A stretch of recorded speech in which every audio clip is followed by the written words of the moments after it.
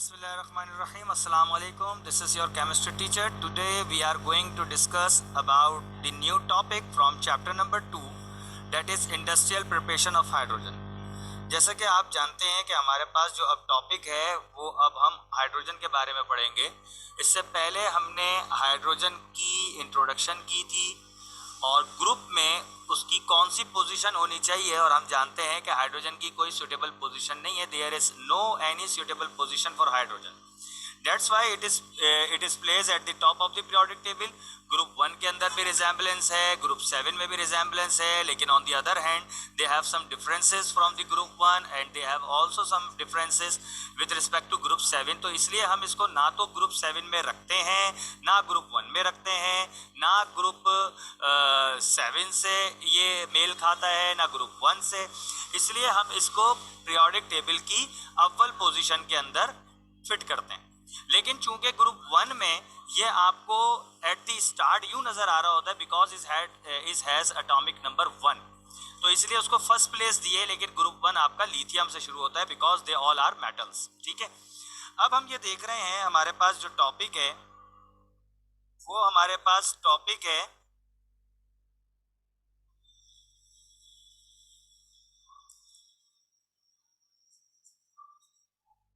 Industrial preparation of hydrogen. Now our new topic is industrial preparation of hydrogen from chapter number 2. Okay बेटा, Hadiya, industrial preparation का हमारा topic है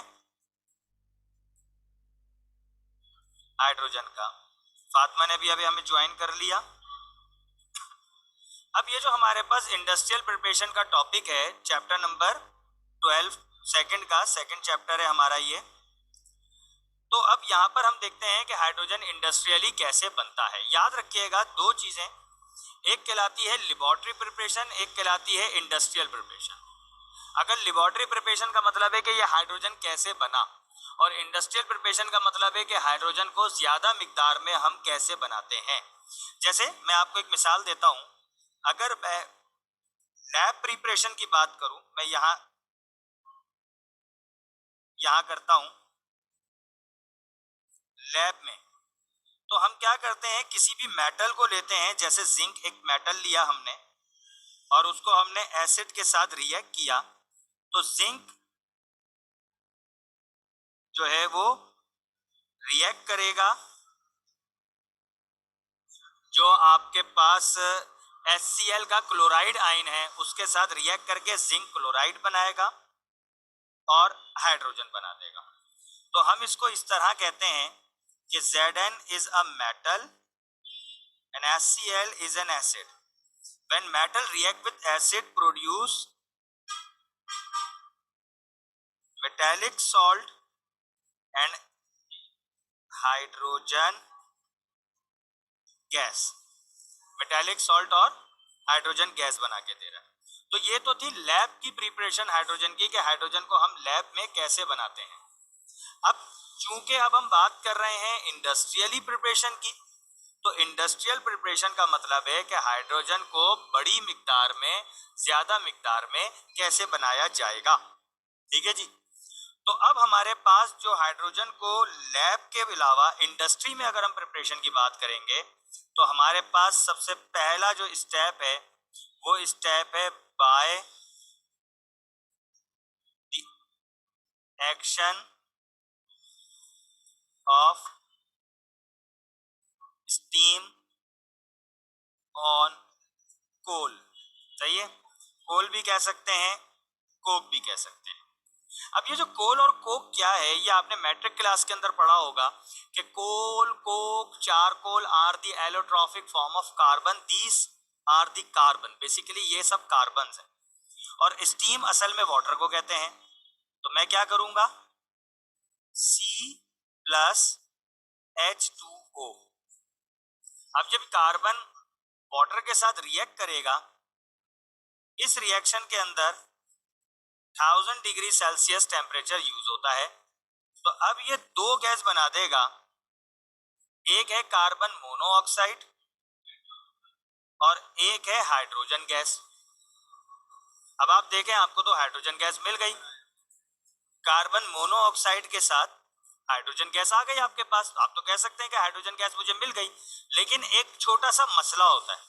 वो छोटा सा मसला ये है कि ये दोनों गैस आपस में कंबाइंड फॉर्म में मिलती हैं, यानी कि the mixture of carbon monoxide and hydrogen, और इसको हम कहते हैं वाटर गैस। क्या कहते हैं? Water gas. तो basically water gas is the mixture of two gases, that is carbon monoxide gas and hydrogen gas. Carbon monoxide और हाइड्रोजन गैस का मिक्सचर है जिसको हम वाटर गैस कहते हैं। अब सवाल ये पैदा होता है कि हम तो हाइड्रोजन गैस बना रहे थे, यहाँ तो हमें हाइड्रोजन गैस मिल तो गई लेकिन हमें अलग नहीं मिली, हमें तो ये हाइड्रोजन गैस जो है वो वाटर गैस की सूरत में मिल गई। अब हम तो परेशान हो जाएंगे यहाँ पर, अब हम क्या करें भाई? तो अब हमारे पास नेक्स्ट स्टेप है, और वो नेक्स्ट स्टेप होता है कि separation of hydrogen gas from water gas. अब हमें जो है वो इस वाटर गैस में से हाइड्रोजन गैस अलग करनी है भाई। हमारे पास हाइड्रोजन गैस बन तो गई लेकिन वो वाटर गैस की सूरत में। अब हमें जो है वो सेपरेशन करनी है। अब हम क्या करेंगे? हमारे पास दो तरीके हैं। पहला तो तरीका है हमारे पास, इसलिए मैं इसको ए कर देता हूं, ये कहलाता है बाय लिक्विफिकेशन। लिक्विफिकेशन में क्या होता है कि हम एक कंटेनर लेते हैं और उस कंटेनर के अंदर, जैसे हमने कंटेनर लिया, उस कंटेनर के अंदर हमने ये वाटर गैस डाल दी और इस कंटेनर का हमने टेम्परेचर रखा -200 डिग्री सेल्सियस, और ये कूल्ड टेम्परेचर होता है। कूल्ड करने से क्या होता है कि मॉलिक्यूल सारे श्रिंक होना शुरू हो जाते हैं और गैस बिकम लिक्विड। अब होता यह है कि ये जो कार्बन मोनोऑक्साइड है ये तो -200 के ऊपर लिक्विड बन जाएगी, लेकिन हाइड्रोजन जो है ये इससे ज्यादा टेम्परेचर में जाके लिक्विड बनती है, तो -200 पे ये लिक्विड नहीं बनेगी, ये गैस ही रहेगी। तो आपके पास यहाँ पर एक गैस लिक्विड बन जाएगी और वो गैस है CO। तो ऐसी सूरत में हम क्या करेंगे? हम यहां से एक पोल खोलेंगे और उस पोल में से एक गैस निकलना शुरू हो जाएगी और वो होगी हाइड्रोजन गैस, क्योंकि अब कार्बन मोनोऑक्साइड गैस थोड़ी निकलेगी क्योंकि वो तो लिक्विड बन गई है। तो बाय लिक्विफिकेशन ये होता है कि हम -200 डिग्री सेल्सियस तक इसको जो है वो कूल्ड करेंगे ताकि कार्बन मोनोऑक्साइड लिक्विड बन जाए और हाइड्रोजन जो है वो लिक्विड नहीं होगी, तो वो आराम से गैसियस स्टेट में बाहर निकल आएगी। एक हमारे पास दूसरा तरीका भी है जिसको हम कहते हैं बाय ऑक्सीडेशन। अब ये ऑक्सीडेशन क्या है? ये हमारा केमिकल प्रोसेस है। हम ये वाटर गैस लेते हैं CO+H2, इसको मजीद स्टीम के साथ रिएक्ट करेंगे और हम सब जानते हैं स्टीम का मतलब वाटर है। अब होगा क्या कि ये जो कार्बन मोनोऑक्साइड है ये वाटर से ऑक्सीजन ले लेगा और बन जाएगा कार्बन डाइऑक्साइड और हाइड्रोजन गैस अलग हो जाएगी। अब आप चाहें तो इसको बैलेंस करेंगे तो यहाँ पर 2 लग जाएगा और ये आपकी इक्वेशन बैलेंस हो जाएगी। तो इस तरह आपको कार्बन डाइऑक्साइड गैस अलग मिल जाएगी और हाइड्रोजन गैस आपको अलग हासिल हो जाएगी। तो एक तो तरीका ये हो गया हाइड्रोजन को इंडस्ट्रियली प्रिपेयर करने का। पहले आपने वाटर गैस बनाई, फिर आपने इन दो प्रोसेस में से यानी कि लिक्विफिकेशन और ऑक्सीडेशन के प्रोसेस में से आपने जो है वो उसको हाइड्रोजन गैस को अलग कर दिया। ठीक है जी। लेकिन आपके पास एक और अगला स्टेप भी है, आप उस तरीके से भी बना सकते हैं, इसलिए मैं इसको लिखूंगा अब स्टेप नंबर 2। दूसरा तरीका है हाइड्रोजन गैस को हासिल करने का, इसको हम करते हैं by electrolysis of water. Water को आप तोड़कर उसमें से हाइड्रोजन और ऑक्सीजन गैस बना लें। हम सब जानते हैं कि आप एक बीकर लें,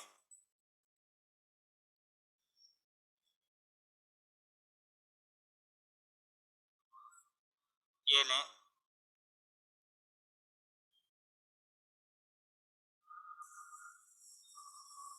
उसके अंदर आप दो रॉड लगा दें, एक कैथोड एक एनोड। इन दोनों रॉड को आप बैटरी से कनेक्ट कर दें। कैथोड के ऊपर माइनस साइन होता है, एनोड के ऊपर प्लस होता है। अंदर आपने वाटर रखा, वाटर प्योर स्टेट में इलेक्ट्रिसिटी कंडक्ट नहीं करता, आप इसमें एक दो ड्रॉप एसिड के डाल देंगे तो ये बन जाएगा एसिड्यूलेटेड वाटर। अब क्या हुआ, ये जो आपका H2O है ये दो आइंस में टूटता है, एक होता है आपका H प्लस और एक होता है OH माइनस। ठीक है, माइनस की तरफ प्लस वाला जाएगा और यहाँ पर H2 बन जाएगा। ऑक्सीजन माइनस आइन रखता है, वो प्लस की तरफ जाएगा और O2 बन जाएगा। इस इलेक्ट्रोलिसिस ऑफ वाटर में आपको हाइड्रोजन और ऑक्सीजन हासिल हो जाता है। सही है, यानी कि सबसे पहले तो वाटर अपने आइंस में टूटेगा, H प्लस और OH माइनस में, फिर उसके बाद आपका ये H प्लस जाएगा, ये इलेक्ट्रॉन लेगा और ये हाइड्रोजन बना देगा। इसी तरीके से आपका ये जो O माइनस है ये इलेक्ट्रॉन देगा और ये O2 बना देगा। एक लंबा प्रोसेस है, मैंने इसको शॉर्ट करके बता दिया। यानी कि कंप्लीटली तौर पर हम ये कहते हैं कि H2O जो है वो H2 और O2 में टूट जाता है। ठीक है, तो ये हमारे पास इलेक्ट्रोलिसिस ऑफ वाटर के जरिए से भी हासिल होती है। एक हमारे पास तीसरा तरीका भी है हाइड्रोजन को हासिल करने का,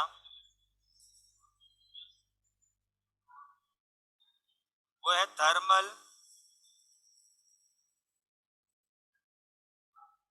डिकम्पोजिशन ऑफ मीथेन।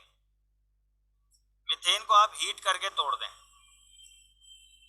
आपने CH4 लिया मीथेन, उसको आपने अराउंड 1400 डिग्री सेल्सियस पे आपने हीट किया, कार्बन ब्लैक अलग हो जाएगा, हाइड्रोजन गैस अलग हो जाएगी। एक और तरीका भी है, वो है thermal decomposition of ammonia.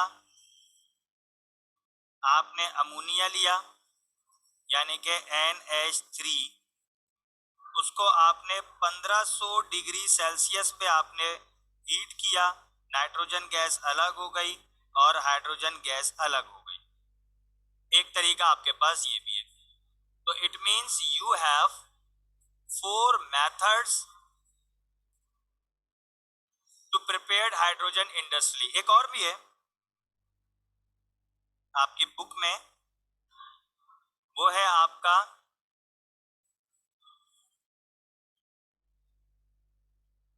Electrolysis of Bryan. Bryan कहते हैं आपके NaCl को, सैचुरेटेड सोल्यूशन ऑफ NaCl को। इसमें होता क्या है, वही प्रोसेस होगा। आपने बीकर लिया, बीकर लेने के बाद आपने जो है बीकर लिया, बीकर लेने के बाद आपने NaCl को इलेक्ट्रोलिसिस किया तो Na प्लस आया और Cl माइनस आया, Cl माइनस आया।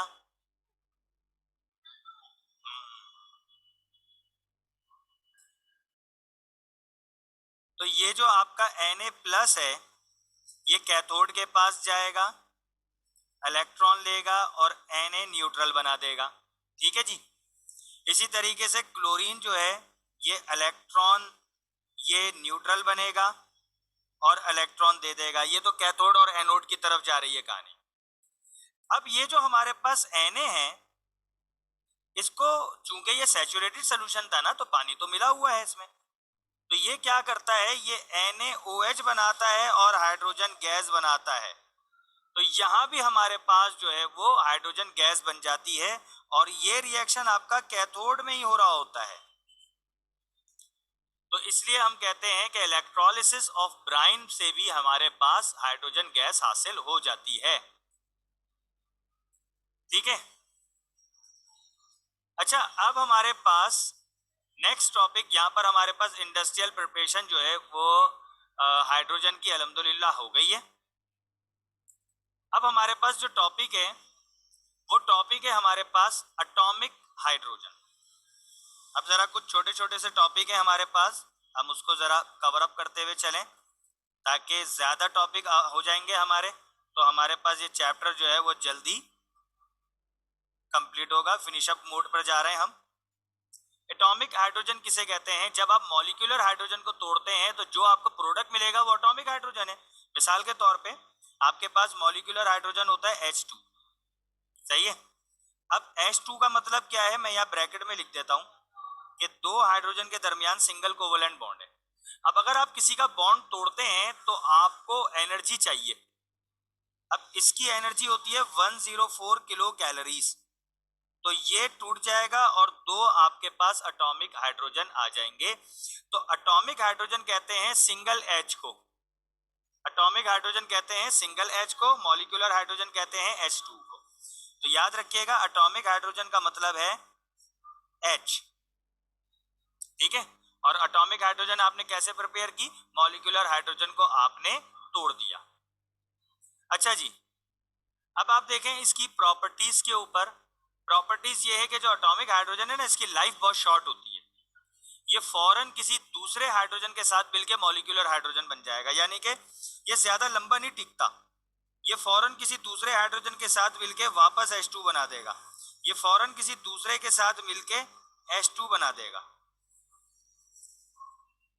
अच्छा जी, इसके अलावा हम जरा इस एटॉमिक हाइड्रोजन की कुछ केमिकल प्रॉपर्टीज पढ़ते हैं। यहां जो हम केमिकल प्रॉपर्टीज पढ़ेंगे ये जरा अहम चीजें, जरा आप सुनिएगा। हमने फास्फोरस को एटॉमिक हाइड्रोजन के साथ रिएक्ट करना है, अब ये क्या बनाएगा? लाजिम सी बात है, P और H बनाएगा, लेकिन मैं ये कहता हूं कि ये PH3 बनाएगा, और हम बैलेंस करने के लिए यहां 3 लगाएंगे। अब आपके दिमाग में एक सवाल आना चाहिए, sir how can we know कि कोई भी चीज H1 है, 2 है, 3 है, हमें कैसे पता चलेगा? और इसका सिंपल तरीकेकार ये है कि हमें हर एलिमेंट के ग्रुप मालूम होना चाहिए। जैसे मिसाल के तौर पे मैं जरा आपको समझाता हूं, जरा गौर से समझिएगा। ये जो आपके पास फास्फोरस है, ये असल में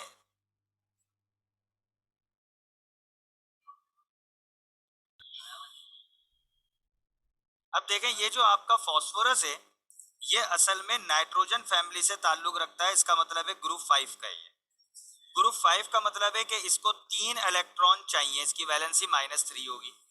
और हम हाइड्रोजन जानते हैं, हाइड्रोजन पहले ग्रुप में रखा जाता है, हालांकि ग्रुप में है नहीं, लेकिन हम इसको एक समझाने के लिए बता रहे हैं। पहले ग्रुप में इसके पास 1 इलेक्ट्रॉन होता है।